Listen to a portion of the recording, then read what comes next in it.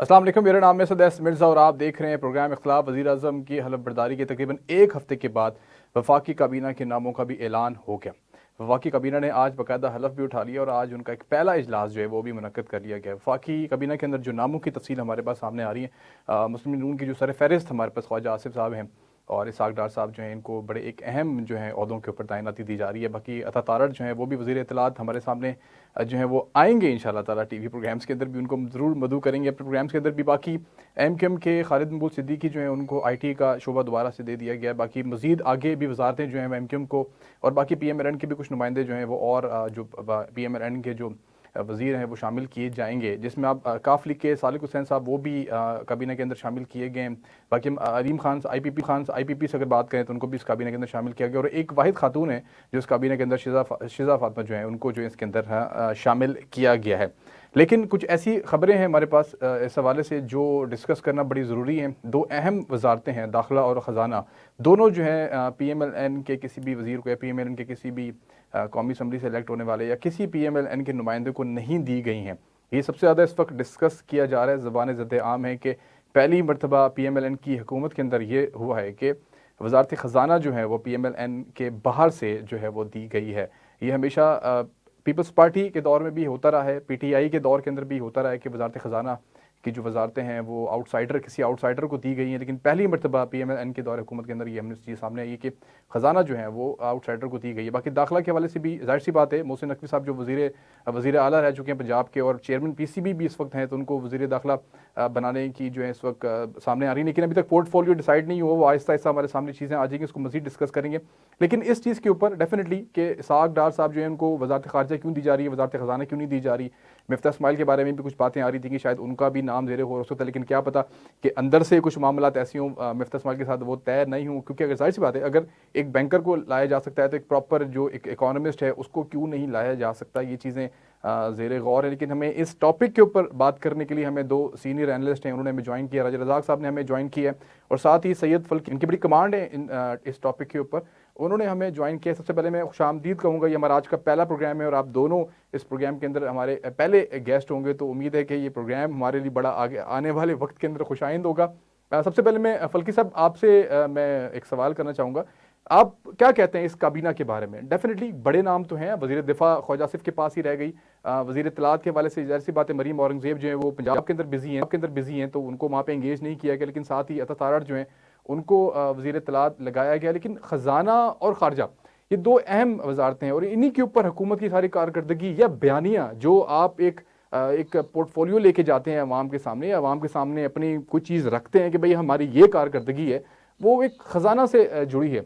तो क्या आपको पता है मुश्किलात पेश नहीं आएंगी, लेकिन आप क्या समझते हैं कि क्या आने वाले वक्त के अंदर किस तरीके से वो उसको जस्टिफाई कर पाएंगे? देखिए, ये जो दो वजारतों का आपने नाम लिया है, देखिए पाकिस्तान के अंदर वजारत खजाना, वजारत दाखिला जो है वो दोनों बड़ी इंपॉर्टेंट मिनिस्ट्रीज हैं। अगर आप इसको जो है वो पाकिस्तान की जो दाखिली सियासत है उसके तनाजुर में देखें तो वजारत दाखिला जो है वो गेटवे होती है किसी भी डेमोक्रेटिक गवर्नमेंट के मजबूत होने का। ठीक है, अगर वो उसके पास नहीं है तो उसके पास कुछ नहीं है। अगर वो किसी और के पास है तो फिर जो है वो जो फेडरल गवर्नमेंट होती है वो अज़ू मुअत्तल होती है। मैं आपको मिसाल देता हूं कि जिस वक्त यानी पाकिस्तान मुस्लिम लीग नून की हुकूमत थी और नवाज शरीफ साहब वजीर आजम थे, तो आप नवाज शरीफ साहब के ऊपर जितना मर्जी क्रिटिसिज्म करें, वो पाकिस्तान के भुट्टो साहब के बाद वो पाकिस्तान के वाहिद वजीर आजम है जो कि till the last day in the office बहुत ज्यादा इफेक्टिव और मजबूत वजीर आजम रहे हैं। ठीक है, वो उनके एस्टैब्लिशमेंट के साथ इख्तलाफात रहे हैं, उनको ऑफिस से बार बार निकाला गया है, but unlike other prime ministers उन्होंने बाहर निकल के कभी ये नहीं कहा कि जी मुझे ये डिसीजन मैंने नहीं किया, ये काम मैंने नहीं किया, ये तो मेरी जगह किसी और ने कर दिया था। Till the day he was in office he was a strong prime minister. तो जिस तरह इमरान खान सेनेट में बैठे हुए थे, आपको याद होगा चौधरी निसार अली खान वजीर दाखिला थे, तो चौधरी निसार अली खान जो है वो मुफावती पॉलिसी के हक में थे और वो कन्फ्रंटेशन की सियासत नहीं चाहते थे। लेकिन टिल द लास्ट डे जब तक वो नवाज शरीफ साहब वजीर आजम थे, वो बतौर वजीर दाखिला कोई ऐसा स्टेप या कोई ऐसा फैसला नहीं ले सके जो कि नवाज शरीफ की मर्जी के बरखिलाफ होता। आपने देखा जब शाहिद खान अब्बासी साहब प्राइम मिनिस्टर बने, शाहिद खान साहब एक बड़े आदमी है लेकिन वो इस वक्त तनकीद कर रहे हैं इस सेटअप के ऊपर, पीएमएलएन की प्रो एस्टेब्लिशमेंट सियासत के ऊपर, लेकिन सब कुछ गिवे हुए उनकी वजारत आला और वजारत उस्मा और जो एहसन इकबाल साहब है उनकी वजारत दाखिला के दरमियान में दे दिया गया था। यानी उस वक्त हालात ये थे कि वजीर दाखिला जो है वो कोर्ट के अंदर किसी की इजाजत के बगैर नहीं जा सकता था। तो वजारत दाखिला जो है वो, अच्छा दूसरा इसका कन्फ्रंटेशन की बात की ना आपने, अच्छा कन्फ्रंटेशन की मैं बात की, क्या ये काबिलियत के हवाले से बात नहीं की जाएगी? इसहाक डार साहब मैं जिनको उसमें ब्रांड समझा जाता है पीएमएलएन के लिए, उनकी मैं वो वजारत फाइनेंस खजाना में को बाद जो में आऊंगा। 2013 की जो परफॉर्मेंस है उसको मैं लेके ही पीएमएलएन अपना सारा देखिए बयान बनाता है, ये कि इसहाक डार साहब ने इस तरह डॉलर को कंट्रोल किया, इन्फ्लेशन को कंट्रोल किया, ये सारी बातें पीएमएलएन के कैंप से बातें की जाती हैं। तो ये आप कहते हैं कि कन्फ्रंटेशन की कोई बात की, मेरे ख्याल से फिर काबिलियत के ऊपर सवाल नहीं उठाया जाएगा कि शायद इसहाक डार ये 6 महीने को ब्लंडर्स करते रहे खजाना के साथ और पाकिस्तान की इकोनॉमी के साथ, इस वजह से शायद किसी को भी उनके ऊपर ट्रस्ट नहीं रहा और वो समझते कि शायद इसहाक डार जो है वजारत खजाना के लिए मौजू नहीं है अब। देखिए मैं वजारत खजाना के ऊपर बाद में आऊंगा, मैं वजारत दाखिला में कंप्लीट कर लूं। देखिए इस वक्त जो चॉइस है ना जिनका नाम मोहसिन नकवी साहब है, देखिए वो इटसेल्फ, देखिए एक होता है पोर्टफोलियो और एक होता है उस शख्सियत का पोर्टफोलियो। देखिए मोहसिन नकवी जो है ना डोमेस्टिक लेवल पे अपीयर हुए 2017 के अंदर, जब वो एक टीवी चैनल के मालिक थे और बेगम कुलसूम नवाज का इलेक्शन था लाहौर के अंदर नवाज शरीफ साहब की डिस्क्वालीफाई होने के बाद उस सीट के ऊपर। तो उस बतौर टीवी चैनल के मालिक उन्होंने वहां पे बहुत वो एक किस्सा है, मैं कभी आपको अलग सुनाऊंगा, एक बहुत फेयर रिपोर्टिंग की जिसकी जिसकी वजह से वो गर्म पानियों के अंदर आ गए। उनको जरदारी साहब के साथ भी एसोसिएट किया जाता है कि जरदारी साहब उनको अपना बच्चा समझते हैं, ठीक है। जिसके बाद वो वजीर आला बने पंजाब के। देखिए जब भी एक हुकूमत जो कि एस्टैब्लिशमेंट के करीब होती है या निगरान हुकूमत होती है या एक टेक्नोक्रेट सेटअप होता है, तो उसके अंदर एस्टैब्लिशमेंट की चॉइस होती है कि वजीर आजम जरा हल्का हो, जैसे अनवारुल हक काकड़ थे, ठीक है। उनसे बहुत ज्यादा काम नहीं लिया गया। तो इस निगरान सेटअप के अंदर चीजों को फिक्स करने के लिए पॉजिटिवली बात कर रहा हूँ। अगर किसी ने रोल प्ले किया एस्टैब्लिशमेंट के साथ, निगरान हुकूमत ब्रिज का रोल प्ले किया, तो वो मोहसिन नकवी साहब थे। और मोहसिन नकवी साहब ने बतौर वज़ीर आला 9 मई के ऊपर और रियासत की रिट के ऊपर और इमरान खान जब सड़क के ऊपर थे गिरफ्तार होने से पहले, तो उन्होंने बतौर वज़ीर आला बहुत इफेक्टिव रोल प्ले किया। तो आई थिंक उनको वजारत दाखिला में लाने का मकसद ये है कि पिछले 2 साल के अंदर उन्होंने, मैं एस्टैब्लिशमेंट की बात नहीं कर रहा, मैं पाकिस्तान की बात कर रहा हूँ, कि उन्होंने पाकिस्तान के लिए इस क्रूशल टाइम में जो सर्व किया, उनको बेयारो मददगार नहीं छोड़ा जा सकता कि as caretaker setup you have done your job, now you shall go home, आपके साथ जो होगा वो देखा जाएगा, ऐसा नहीं है। नंबर 2 देखिए इस वक्त सेंटर के अंदर एक यही तो नहीं कहना चाह रहे कि मोहसिन नकवी वो करने में कामयाब हो गए जो राना सनाउल्लाह करने में नाकाम रहे।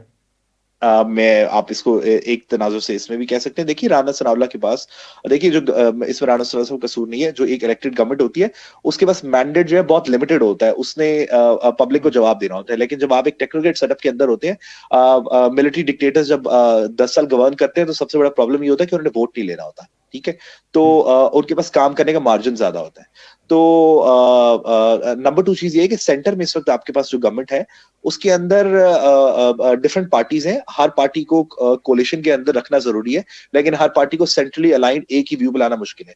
तो कल कलाक अगर सिनेरियो होता है जिसके अंदर अदालत के अंदर से इमरान खान साहब को रिलीफ दे दिया जाता है, या किसी भी तनाजुर में मुल्क के अंदर एक पॉलिटिकल इंस्टेबिलिटी क्रिएट होती है, एग्रेसिव सियासत होती है, तो मेरे ख्याल में ऐसा वजीर दाखिला जरूरी था जो कि डेमोक्रेटिक गवर्नमेंट और रियासत दोनों को एक साथ किसी भी तनाजुर में नहीं, सिर्फ इसी तनाजुर में कि शायद इमरान खान साहब को जो उन्होंने जेल के अंदर रखना था या उन पार्टी के ऊपर जो भी, मैं ये कह रहा हूँ कि एक ऐसा वजीर दाखिला जरूरी, देखिए प्रॉब्लम ये है कि एक ऐसा राजा साहब को भी प्रोग्राम एक ऐसा वजीर दाखिला जरूरी था, एक ऐसा वजीर दाखिला जरूरी था जो कि फेडरेशन को, पंजाब को और रियासत को एक साथ लेकर चले किसी भी पॉलिटिकल मिसहैप की सूरत में, ठीक है, टू क्रिएट स्टेबिलिटी। अब आप राजा से ले लें वजीर खजाना में, मैं उसके बाद आऊंगा। मैं खजाना के ऊपर भी बिल्कुल आपका मैं इस पे इंटेक लेना चाहूंगा। राजा साहब आपको मेरी आवाज आ रही है? राजा रजाक साहब हमारे साथ मौजूद हैं इस वक्त? जी जी मुझे उनकी आवाज आ रही है।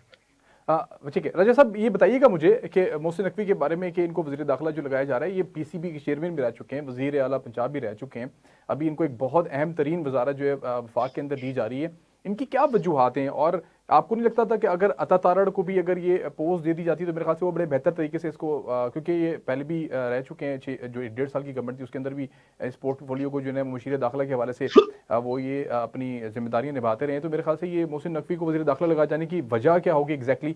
आप समझते हैं कि वो तमाम तरह वो काम बासानी कर सकते हैं जो मेरे ख्याल से पीएमएलएन का कोई भी शख्स नहीं कर सकता? बिल्कुल आपकी बात सही है। अता तारड़ साहब जो है ना, वो अभी उस लेवल के मैच्योर पॉलिटिशियन नहीं है जो जो मैंने ऑब्जर्व किया है।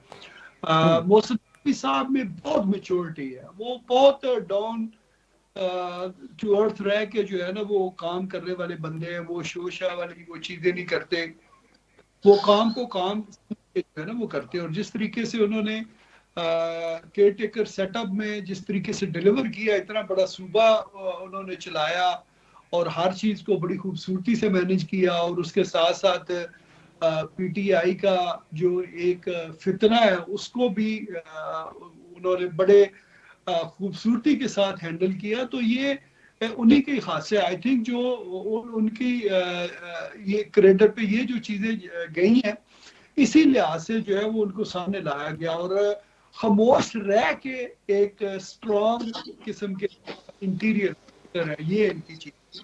तारड़ साहब हो सकता है कि राजीव साहब, ये प्रेसिडेंशियल सिस्टम में जो टेक्नोक्रेट्स को लाया जाता है, ये उस तरह का कोई मामला तो नहीं है आपको लग रहा कि जो अवामी नुमाइंदगी जिनको नहीं है, जो अवाम के वोट लेके पार्लियामान में नहीं पहुंचे, उनको एक अहम ओहदे दे दी जाए अगर पार्लियामेंट की जानिब से या काबीना में उनको शामिल कर लिया जाए, तो मेरे ख्याल से ये शायद कोई अदम एतमाद नहीं कि अवाम जिनको लेकर आई बेसिकली अगर वही नुमाइंदगी करते अगर इन दो बड़ी वजारतों के ऊपर, तो बेहतर नहीं होता? नहीं, ऐसा नहीं है। आपने देखा कि जो हमारी पिछली गवर्नमेंट थी उसमें मिफ्ता इस्माइल साहब के पास 6 महीने थे। वो नॉन इलेक्टेड जो है वो मिनिस्टर थे, 6 महीने तक वो सर्व कर सकते हैं।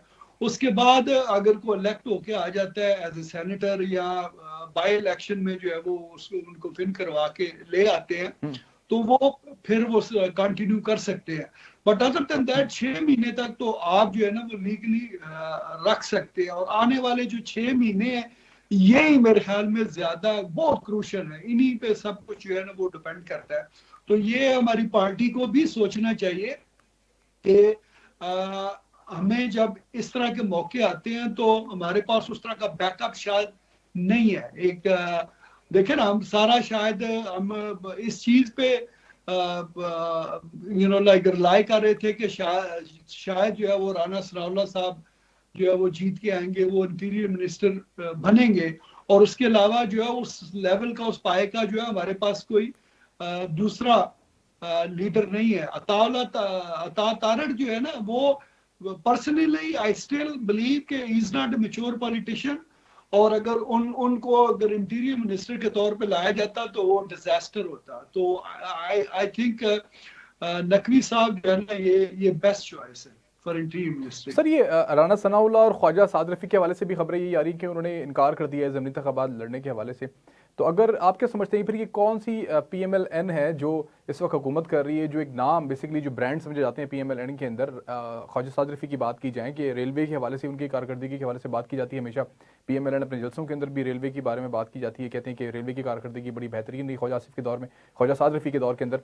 तो ये लोग अगर पार्लियामेंट का हिस्सा बनने से भी इनकार कर आहिस्ता आहिस्ता ये अपने आप को पाकिस्तान की सियासत से भी दूर करते चले जाएं, तो फिर क्या मंजरनामा पेश हो रहा है? आप समझते हैं कि PMLN कौन सी PML बनती आ रही है? और इन तमाम तर फैसलों में आपकी क्या राय है कि क्या नवाज शरीफ की तायद मुकम्मल तौर पर इसमें शामिल है? नहीं, एब्सोल्युटली मियां साहब की जाहिर है तायद के बगैर तो ये चीजें उस तरीके से मुमकिन नहीं है। देखिए, ये जो इलेक्शन हुआ है ना, ये कोई आम सा इलेक्शन नहीं था। इसने हर चीज को हिला के रख दिया। और अभी भी कुछ ऐसी चीजें हैं जो हम टीवी शोज में नहीं कह सकते कि ये किस तरीके से जो है ना ये सारी, ये वाकई एक डिजास्टर था जिस तरीके से इलेक्शन हुए हैं। और उसके बाद जैसे भी वो गवर्नमेंट बनी है, स्प्लिट मैंडेट तो एक्सपेक्टेड था, ठीक है। PMLN ये जो है ना वो एक्सपेक्ट कर रही थी कि शायद हमारी जो है ना वो काफी सीटें होगी। बट मोस्टली लोग जो है वो स्प्लिट मैंडेट का ही काफी अरसे से कह रहे थे कि किसी के पास भी स्प्लिट मैंडेट के बावजूद इस वक्त शहबाज शरीफ 2/3 मेजोरिटी के अंदर मौजूद हैं। एब्सोल्युटली। तो ये खूबसूरती है ना, और यही पाकिस्तान को क्राइसिस से निकालेगी कि आपने सबको साथ मिलजुल के आगे लेके जाना है। अदरवाइज अगर आप अकेले जाएंगे, और इसमें बात ये है साहब कि इसी में सबकी सर्वाइवल है। अगर खुदा ना खास्ता कुछ और तरह के हालात बनते हैं तो मुस्लिम लीग के लिए इसके बाद कोई सेकंड चांस नहीं है।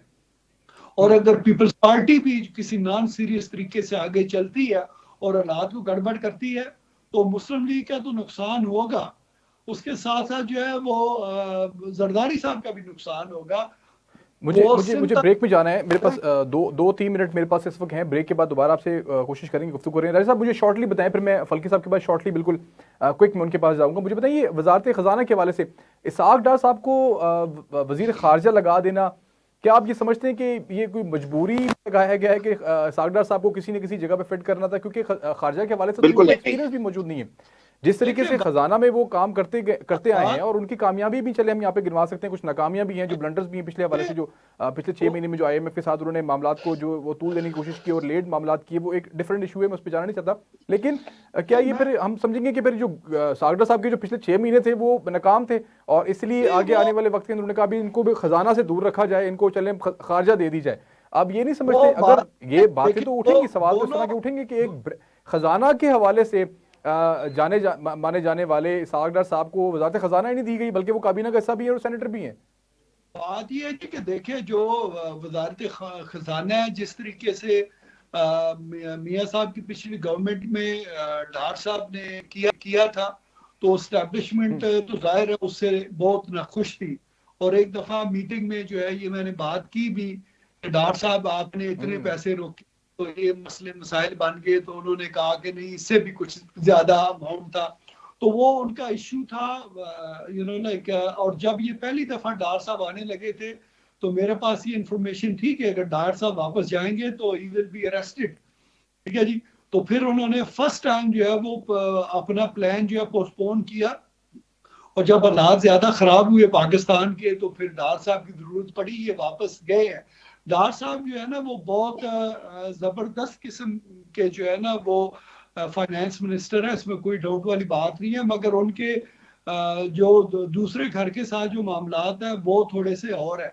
बाकी जहां तक अब उनको फॉरेन मिनिस्टर लगाया गया, I think it will be a disaster. मुझे डार शॉर्टली साहब बस जो है, मुझे वन लाइनर, मुझे राजा साहब वन लाइनर बताएं कि क्या कुछ कामयाबी हासिल होंगी इस हवाले से, अवाम को कुछ सुकून मिलेगा, आप क्या समझते हैं? किस क्या फाइनेंस में फाइनेंस है जो कैबिनेट आज तश्कील पाई है, इस हवाले से कोई अवाम को कोई रिलीफ मिलेगा इस हवाले से? आप समझते हैं कि साल 2 साल अभी हमें और तकलीफ बर्दाश्त करनी है?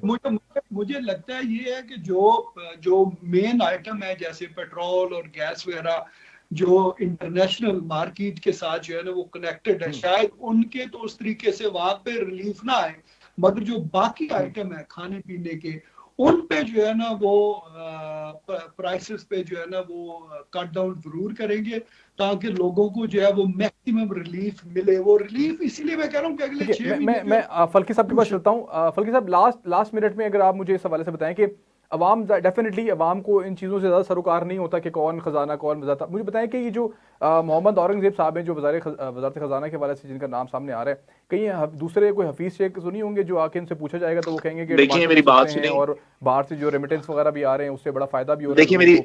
देखिए मेरी बात सुनिए, नवाज शरीफ साहब के ऊपर जो डॉलर में कन्वर्ट हो रही है, रुपये में कन्वर्ट हो रही है डॉलर से, तो लोगों को उस हिसाब से फायदा होता है। तो इस पे जरा मुझे बताएं कि अवाम को कुछ हासिल होगा या नहीं होगा, अवाम को सिर्फ इस चीज से जो ना सरोकार है? देखिए मेरी बात सुने, नवाज शरीफ साहब के ऊपर जो है ना 90s में एक बहुत ज्यादा तनकीद होती थी कि वो अपना बंदा लगाते हैं, ठीक है। मियां मोहम्मद शरीफ साहब जो है बैक चैनल जब सियासत देखते थे बतौर सियासत के बादशाह, तो उसके बारे में तनकीद होती थी कि वो अपना बंदा लगाते हैं। तो आप जरा मोहम्मद औरंगजेब का प्रोफाइल चेक कर लें, आपको पता है ये कौन है? इनके वालिद साहब कौन थे? इनके वालिद साहब जो थे वो 2 दफा पाकिस्तान के अटॉर्नी जनरल रहे। पहली दफा राजा साहब को शायद हंसी आ जाएगी, राजा साहब आपको मोइन कुरैशी याद है? ये मोइन कुरैशी के निगरान दौर के अंदर अटॉर्नी जनरल बने। उसके बाद 97 में जब इनके वालिद साहब जो है, जब जनरल मुशर्रफ ने टेक ओवर किया, तो अटॉर्नी जनरल पाकिस्तान जो है मोहम्मद औरंगजेब साहब के वालिद साहब थे। तो मोहम्मद औरंगजेब साहब जो है, इनका बैंकिंग करियर है, ठीक है। इनके जो असदुर रहमान जो कि पार्लियामेंटेरियन है, वो भी इनके अंकल हैं। बैंकिंग में तो इनका नाम बिल्कुल मौजूद है, लेकिन किसी तरीके से उन्होंने बैंकिंग खजाना को में डील नहीं देखिए, किया उन्होंने आज तक, इनका पोर्टफोलियो में ये चीज नहीं है। देखिए बैंकिंग में HPL के प्रेसिडेंट रहे हैं, और उससे पहले इनका नाम जो है दो से ज्यादा दफा जो है state bank second largest profitable इदारा है पाकिस्तान का, बिल्कुल बैंकिंग में जी। और इससे पहले इनका जो है, ब्रेक लेनी है, ब्रेक के बाद इंशाल्लाह जरा आपसे दोबारा से गुफ्तगू करते हैं। आप गुफ्तगू सुन रहे थे काबीना के हवाले से हमारे दोनों एनालिस्ट की, यहाँ पे हम छोटा सा के बाद दोबारा आपके सामने हाजिर होते हैं। Thank you.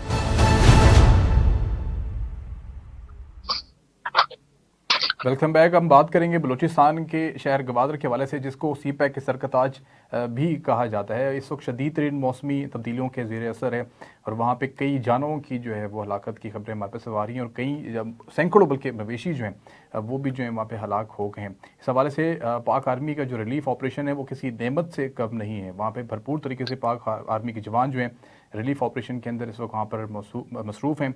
अगर बात की जाए कश्मीर की और पेशावर की और दीगर एरियाज़ की जहाँ पर शदीद तरीन बारिशें वहाँ पर हो रही हैं और सैलाबी सूरत हाल वहाँ पर मौजूद है, लेकिन बेहतरीन अंदाज में वहाँ पर रिलीफ ऑपरेशन भी किया जा रहा है। बल्कि प्राइम मिनिस्टर का जो पहला दौरा था हलफ उठाने के बाद वो भी बलूचिस्तान गवादर का ही था। बाकी बलूचिस्तान के बाकी दीगर शहरों में भी इस तरह की इतलात हमारे सामने मौजूद आ रही हैं। नकासी है आपका जो अमल है वो भी जो है हमारे सामने इस वक्त चीज़ें आनी शुरू हो गई हैं बलूचिस्तान के हवाले से और काफ़ी एक फ़ंड्स भी जो हैं वो जारी कर दिए गए हैं। NDA में PDA में दोनों भरपूर अंदाज में वहाँ पे लोगों की आवाम की खिदमत में मसरूफ़ हैं। इसमें बात करने के लिए हमारे पास इस वक्त दिफाई तजियाकार अली अनवार साहब हमारे साथ मौजूद हैं। बहुत बहुत शुक्रिया सर आपने इस प्रोग्राम में हमें ज्वाइन किया।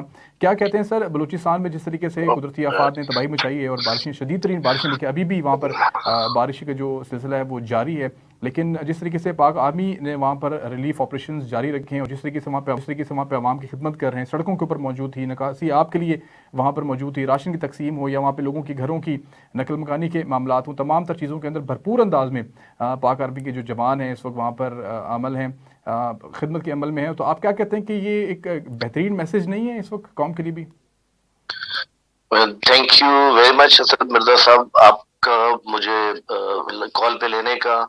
पहले तो सबसे पहले मैं आपके सारे देखने वालों को और पूरे आलम इस्लाम को रमज़ान मुबारक हो। बहुत बहुत रमज़ान की आपको बरकतें हो इस्लाम की। दोबारा से लीजिएगा जरा, दोबारा से। तो आप क्या समझते हैं कि हेलो जी जी सर, दोबारा से लीजिएगा जरा, आवाज मेरी ब्रेक कर गई थी। नहीं, आपकी आवाज़ बिल्कुल हमें ठीक आ रही है, आप जारी रखें गुफ्तगू। जी असद मिर्जा साहब, अस्सलाम वालेकुम। पहले तो जी आपके सब देखने वालों को पूरे आलम इस्लाम को रमजान मुबारक हो। और दूसरा ये है कि जी बिल्कुल इस वक्त हमेशा जब भी इस मुल्क में तकलीफ आई है, कुछ कभी भी कोई मुसीबतें आई हैं, तो हमेशा पाक फौज ने ही साथ दिया और पाक फौज ने ही सब रिलीफ के जितने भी काम किए पाक फौज ने ही किए। तो we are very thankful to Pak army कि वो हमेशा हमारी तकलीफ में, सैलाब हो, जलजले हो, सैलाब हो, कुछ भी हो, तूफान हो, हमेशा पाक आर्मी ही बढ़ चढ़ के इसमें हिस्सा लेती है। और जहां तक गवादर में, बलूचिस्तान में ये सारा जो इस वक्त चल रहा है, ये बहुत इस वक्त बुरा हाल है उधर का। मैं जो देख रहा हूँ टीवी पे, जो सुन रहा हूँ, जो पढ़ रहा हूँ, बहुत बुरे हालात हैं। और पाक फौज इसमें जो है वो अवाम के साथ शाना बशाना चल रही है, वहां की अवाम के साथ, और उनकी मदद कर रही है। राशन की तकसीम भी हो रही है, उधर राशन को तकसीम किया जा रहा है, लोगों को निकाला जा रहा है, माल मवेशी लोगों के जो है उनको बचाया जा रहा है। तो अपना पूरा काम कर रही है जी पाक आर्मी। और पाक आर्मी ने इससे हमें काफी रिलीफ भी मिल रहा है, उधर लोगों को बहुत रिलीफ मिल रहा है वहाँ। सर, सूबा इस वक्त शदीद तरीन तकलीफ में और अवाम वहाँ की जो है वो इस वक्त सफ़र कर रही है, तो आप क्या समझते हैं ये जो लोग पहाड़ों के ऊपर छुपे हुए हैं और ये बुज़दिल लोग जो हैं दहशतगर्दी के कार्रवाइयाँ में मुलविस होते हैं इस सूबे के अंदर, उनको देखिए जी मिनिस्टर ने भी ये बात कर दी है बहुत कि बैड आप लग गया हथियार हमारी फेंकें और आके लोगों की कि मदद करें, इस इस मुल्क सिस्टम के अंदर को शामिल हों। दहशतगर्दी का सामना है। और मैं समझता हूँ कि ये एक हमारी बदकिस्मती है, और ये सबसे बड़े हमारे दुश्मन भी हमारे अपने ही लोग हैं। इधर की अवाम, इधर के लोग ही दुश्मन है। और मेरा ख्याल है कि उनको चाहिए कि इस तकलीफ में और इस मुसीबत में पाक फौज का साथ दे। और जौन से इस रिलीफ ये जो काम हो रहे हैं, जो इस वक्त जो तकलीफें, इससे हमें जान छुड़वाई जाए इससे, और क्या चाहिए। और बज़ाहिर तो वो कहते हैं कि हम अवाम के हमदर्द हैं, सूबे के हमदर्द हैं, लेकिन आज कहीं भी कोई शख्स हमें नजर नहीं आया। और बल्कि बलूचिस्तान अवाम ने भी, बलूचिस्तान की जो चीफ मिनिस्टर है उन्होंने भी ये बात सामने रखी है कि वो हथियार फेंक कर सिस्टम के अंदर शामिल हों, रियासत को तस्लीम करें और लोगों की खिदमत करें। जी बिल्कुल बिल्कुल साहब जी, कि हमें भी चाहिए कि हम उनको समझाएं, और हमें अपने पैगाम उन तक पहुंचाने चाहिए। लोगों को चाहिए कि इसमें बहुत सारा रोल हमारी सियासी जमातों का है, उनको चाहिए कि उनको समझाएं, उनको कुछ अकल दें उनको कि यार इसे जरा थोड़ा आजकल जो तकलीफ है, जिस तकलीफ से मुल्क गुजर रहा है, तो इसको जरा थोड़ा सा बेहतरी की तरफ लेकर आए। हम तो यही समझते कि जी अगर ये पाक आर्मी ना होती तो ये कौन इनको, हमारी तो इस काबिल भी नहीं है हमारी अवाम के वो किसी तरह इसको बचा सके, इस जो ये जो सूरत हाल है इससे हमें किसी तरीके से बचा सके। बहुत बहुत शुक्रिया अली साहब, आपने हमें इस अहम तरीन टॉपिक के ऊपर हमें हमें ज्वाइन किया, बहुत बहुत शुक्रिया आपका। जी, हमारे साथ इस वक्त अली अनवार साहब जो हैं वो मौजूद थे और वो बात कर रहे थे कि बलूचिस्तान में इस वक्त जो सैलाबी सूरत हाल जो मौजूद है उस हवाले से, जिस तरह के पाक आर्मी की जानिब से जो रिलीफ ऑपरेशन वहाँ पर किया जा रहा है उसको सहरा भी रहे थे। और बात उन्होंने ये बात भी की कि जिस तरह बलूचिस्तान गवर्नमेंट ने ये ऑफर दिए पहाड़ों में छुपे हुए दहशतगर्दों के हवाले से कि आप जो है हथियार फेंकें और सिस्टम के अंदर शामिल हों, अगर आपको वाकई इस अवाम का और इस सूबे की लोगों के अगर दिल में दर्द है तो आप डेफिनेटली शामिल होंगे, रिलीफ वर्क के अंदर शामिल होंगे, इस तमाम की खिदमत में हमारे साथ शामिल होंगे। डेफिनेटली सूबे की तामीर और तरक्की के अंदर अगर इस तरह की कोई रुकावटें हैं तो उसको दूर करना बहुत ज़रूरी है। अगर कोई लोग नाराज़ हैं, अगर नाराज़गी की उनकी दूर करना भी जो है वो इस रियासत की जिम्मेदारी है। ये गुफ्तगू कर रहे थे हमारे साथ इस वक्त अली अनवार साहब। यहाँ हम लेंगे एक छोटा सा ब्रेक के बाद प्रोग्राम के अंदर हम दोबारा कुछ अहम टॉपिक को शामिल करेंगे। देखते रहिए।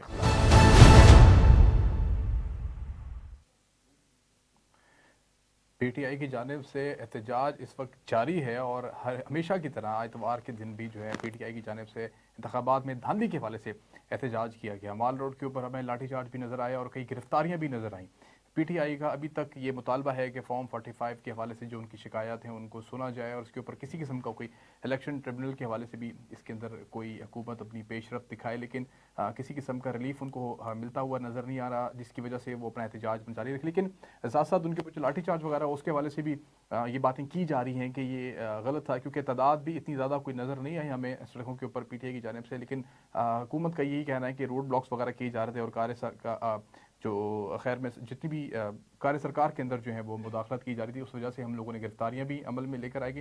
लेकिन जिस तरीके से सीनियर जो पार्लियामेंटेरियंस हैं, लतीफ़ हुसैन हैं या जो हमारे पीटीआई के जो नुमाइंदे हैं सलमान अकरम राजा, उनको भी गिरफ्तार किया, लेकिन गिरफ्तारी के चंद ही घंटों के बाद उनको जो है वो रिहा भी कर दिया गया। इस हवाले से जाहिर सी बात है कि पीटीआई का जो मौक़िफ़ है हमने अपने प्रोग्राम के अंदर किसी को मदऊ करेंगे इंशाल्लाह ताला कि पीटीआई का जो मौक़िफ़ हम इसमें लेना चाहेंगे कि किस किस्म की उनकी मुतालबात है और क्या वो चाहते हैं कि आने वाले वक्त के अंदर किस तरह से ये मामला जो हैं वो हैंडल किए जाएँ। क्योंकि हुकूमत को चलाना है तो रियासत के जितने भी मामला हैं अगर उनको आपने स्मूथली रन करना है तो इन चीज़ों को एक्सेप्ट करना या इन चीज़ों के हवाले से कोई ना कोई हल बनाना है, वो कमेटी बना के इन तमाम तर मामला को उसके अंदर रखना ये बहुत ज़्यादा ज़रूरी है। बज़ाहिर तो पीटीआई पार्लियामेंट का हिस्सा तो बन चुकी है, तमाम तर जितने भी आप कह सकते हैं कि इलेक्शन के प्रोसेस से उसके अंदर बाकायदा उन्होंने पार्टिसिपेट किया, चाहे वज़ीर आज़म का इलेक्शन हो या स्पीकर का इलेक्शन हो या साथ ही साथ सदर पाकिस्तान के इलेक्शन की बात हो, तमाम तर चीज़ों के अंदर पीटीआई बाकायदा जो है अपना किरदार जो है वो प्ले कर रही है, अपना रोल अदा कर रही है। इस हवाले से तो ये चीज़ें खुश आइंद है। लेकिन साथ साथ अगर बाकी जमातें भी पीटीआई के साथ अगर रमज़ान मुबारक के बाद अगर शामिल होती हैं या कोई बड़े एहतजाज के हवाले से ये लोग आगे आते हैं तो हो सकता है कि हुकूमत के लिए मज़ीद मुश्किलात जो हैं वो पेश आना शुरू हो जाए। हमें पता है कि 2013 के इलेक्शन के बाद जिस तरीके से पीटीआई ने हुकूमत को एक टफ टाइम जो है वो सड़कों के ऊपर दिया था, तो उस हवाले से नून लीग की काफ़ी ज़्यादा ये शिकायत भी रही थी कि हमें सही तरह से काम करने का मौका नहीं दिया गया। लेकिन अगर यही शिकायत मज़ीद रहती हैं पीटीआई की जानिब से और मज़ीद अगर 1-1.5 साल पीटीआई का एहतजाज जो है वो शदीद तरीन होता है अगर कुछ वक्फे के बाद या रमज़ान के महीने के बाद, तो मेरे ख्याल से प्रॉब्लम्स जो हैं वो ये लोग खड़ी कर सकते हैं। जहाँ तक मौलाना फजल रहमान की बात है, मौलाना फजल रहमान की तरफ से भी इस तरह की बातें की जा रही हैं कि अगर हम लोग इलेक्शन की धांधली के हवाले से अगर हमारी सुनवाई नहीं की गई तो हम पार्लियामेंट के अंदर नहीं पार्लियामेंट के बाहर भी जो है हुकूमत को टफ टाइम दे सकते हैं। तो मेरे ख्याल से ये 2-3 अगर कुव्वतें मिलकर अगर काम कर लें, अगर हुकूमत के खिलाफ अगर एहतजाज में शामिल हो जाती हैं, इसमें अगर जमात इस्लामी की भी बात करें तो ये परेशानी जो है वो PMLN के लिए पैदा हो सकती है।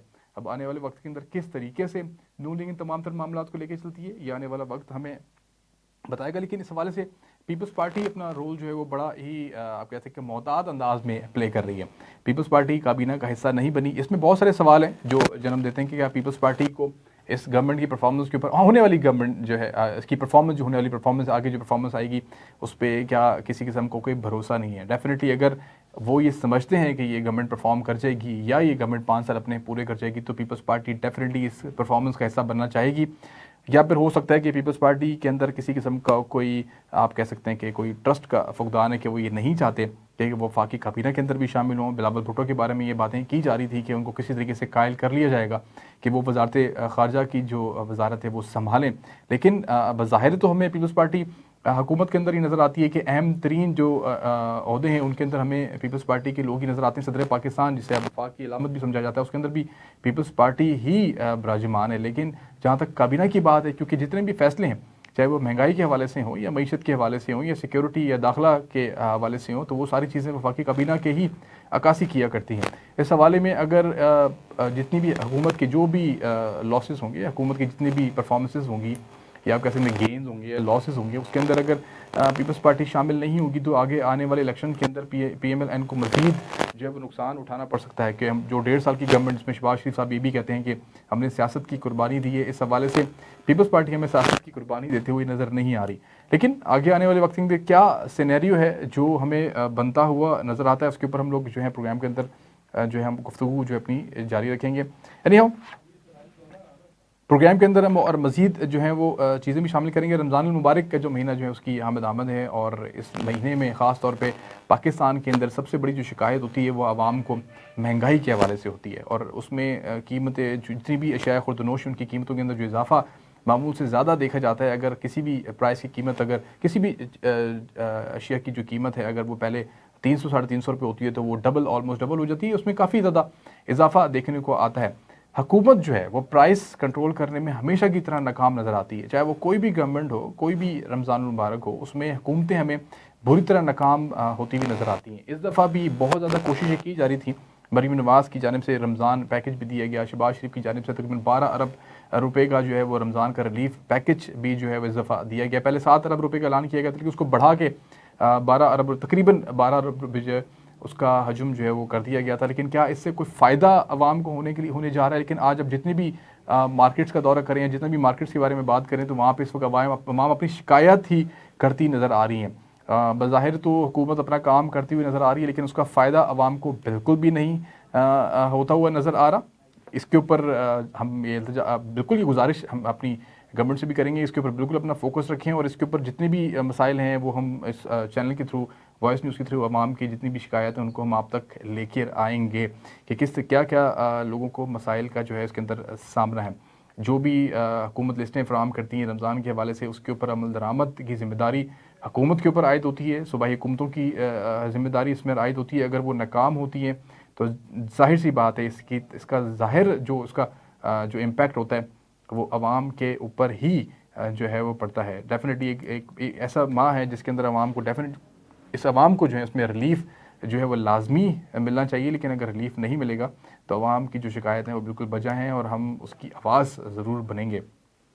ये था मेरा आज का प्रोग्राम। इंशाल्लाह ताला इस प्रोग्राम का जो है वो एक पहला आज का हमारा इसका ये प्रोग्राम था। उम्मीद है कि आने वाले मज़ीद प्रोग्राम्स के अंदर हम आपके इश्यूज़ के ऊपर, टॉपिक्स के ऊपर डिस्कशन करेंगे। मुझे दीजिए इजाज़त। इंशाल्लाह ताला कल फिर जो है वो इस टाइम आपसे मुलाकात होगी। अपना ख्याल रखिएगा। अल्लाह हाफ़िज़।